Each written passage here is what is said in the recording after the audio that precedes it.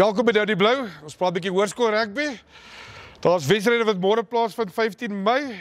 Die BBRI seksie 2 groep A afdeling Wonderboom teen Wagpos. Dit kan 'n lekker game wees as die TW's teen mekaar, Wagpos en Wonderboom. Dis altyd 'n harde titaniese wedstryd daai. En dan by seksie 4 Maragon Mooikloof teen Magalies. En dan by seksie 5A Trinity House teen Kwaggasrand. Woodhill College teen Caledon Secondary School. Seksie 5B Hercules teen SA Private College. Daar gaan definitief bloed vloei daarso met daai wedstryd. Tiger Valley College teen Voortrekker Hoogte en dan Willow Ridge teen Littleton Manor. Dan Vrydag aand 16 Mei is daar 'n paar wedstryde wat ook plaasvind in die groep seksie 2 afdeling. Groep A Centurion teen Midstream College. Dit kan 'n lekker aandinger wees daarso. Twee skole is daar by mekaar, daar's in Centurion.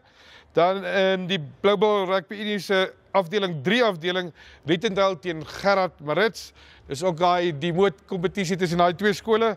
En dan by die seksie 4 is dit Kiro Rodeplaat teen Suiderberg en dan FA Odendaal teen Silverton. Baie sterkte aan hierdie spanne. Ons sien uit na die uitslae. Ons hou julle dop.